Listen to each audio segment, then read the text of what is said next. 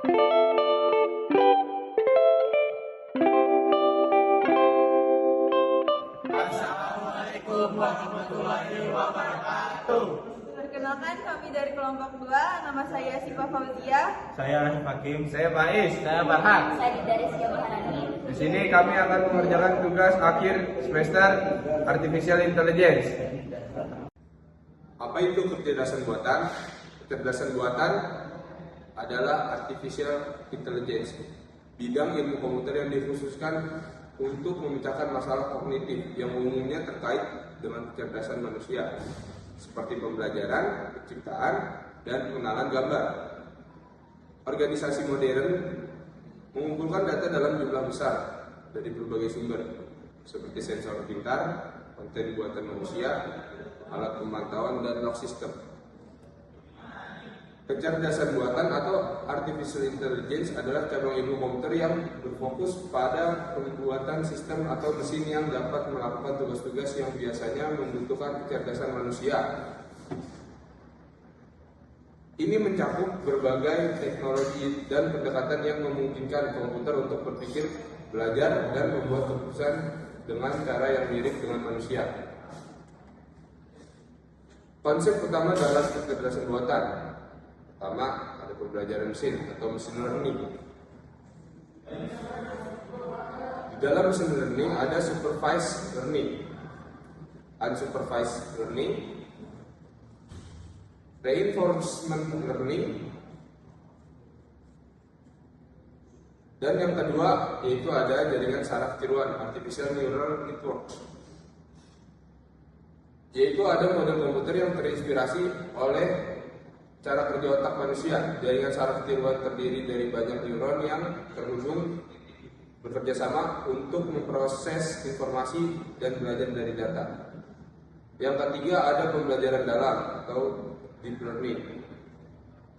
Yang keempat ada pemrosesan bahasa alami atau natural language processing NLP.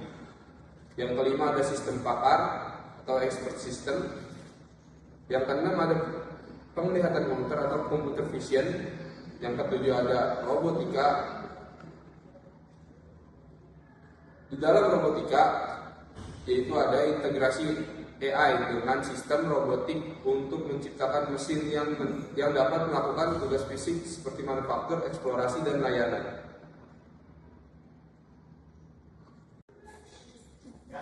Oke, sebaiknya saya akan menjelaskan tentang kelebihan dan kekurangan AI. Adapun kelebihannya, yang pertama mampu memangkas waktu untuk menyelesaikan pekerjaan, dapat menghemat biaya untuk tenaga kerja dan peningkatan produktivitas, dapat menyajikan hasil pekerjaan yang konsisten, dapat memberikan layanan sepanjang waktu 24 jam. Adapun kekurangannya, pengembangan AI membutuhkan biaya yang mahal dan memerlukan keahlian teknis yang mendalam. Sangat bergantung pada data yang digunakan untuk pelatihan. Jika data tersebut bias atau tidak representatif, hasil dari sistem AI dapat menjadi tidak akurat.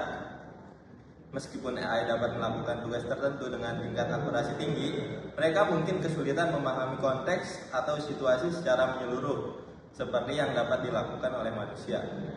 Dan juga berpotensi mengurangi pekerjaan manusia, sehingga dapat meningkatkan pengangguran. Di sini saya akan menjelaskan tentang pentingnya kecerdasan buatan atau AI. Yang pertama ada efisiensi operasional.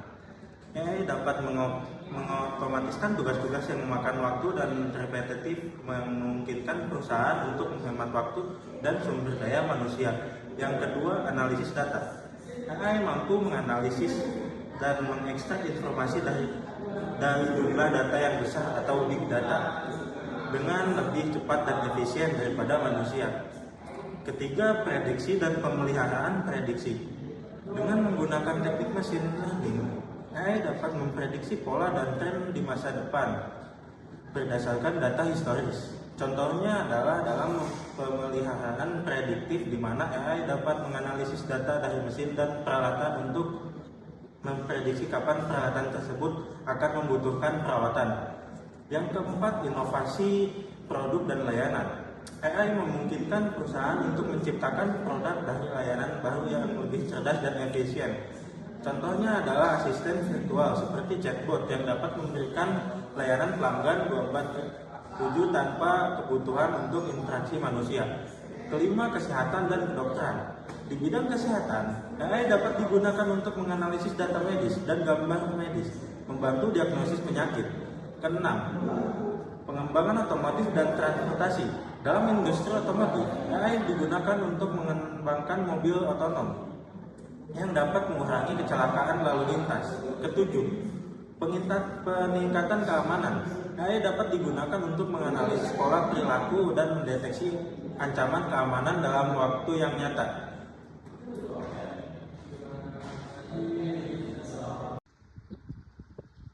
Selanjutnya saya akan menjelaskan contoh penerapan AI dalam kehidupan sehari-hari. Yang pertama ada virtual assistant. Virtual assistant merupakan program AI yang mungkin sudah tidak asing lagi. Virtual assistant banyak tersemat di setiap smartphone. Contohnya ada Siri dari Apple, Google Assistant, dan masih banyak lagi. Virtual assistant membantu penggunaan membuat instruksi pada perangkatnya hanya menggunakan ucapan. Kemampuan ini dapat membantu pengguna saat sedang dalam keadaan genting atau sibuk. Yang kedua, sistem rekomendasi produk. Sistem rekomendasi produk memanfaatkan algoritma AI untuk pengenalan pola. Kecerdasan buatan ini akan mengenali pola pembelian pengguna dan merekomendasikan produk yang sesuai. Dan yang terakhir, yang ketiga, chatbot. Chatbot mudah ditemukan terutama pada sistem layanan penggunaan atau customer service. Chatbot akan menjawab pertanyaan pelanggan dengan template yang sama.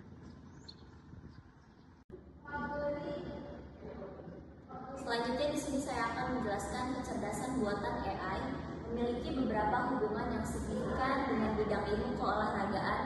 Berikut adalah beberapa contoh. Yang pertama ada pembelajaran hybrid. AI dapat digunakan dalam pembelajaran hybrid untuk meningkatkan efektivitas dan efisien dalam pengajaran pendidikan jasmani. Dengan menggunakan teknologi AI, guru dapat memberikan bimbingan yang lebih personal dan efektif serta memantau kemajuan siswa secara lebih baik. Yang kedua ada analisis performa atlet. AI digunakan untuk menganalisis data performa atlet secara real time, memprediksi hasil pertandingan dan memberikan rekomendasi strategi permainan yang lebih efektif. Hal ini membantu pelatih dan manajer dalam mengoptimalkan performa atlet, mengurangi risiko cedera. Yang ketiga ada kesehatan dan keselamatan. AI dapat membantu dalam mengawasi kesehatan dan keselamatan atlet dengan memantau data biometrik dan memprediksi gangguan fisik dan mental. Hal ini memungkinkan pelatih dan manajer untuk mengambil keputusan yang lebih informasional dan mengurangi risiko cedera. Yang keempat ada pengembangan strategi dan taktik.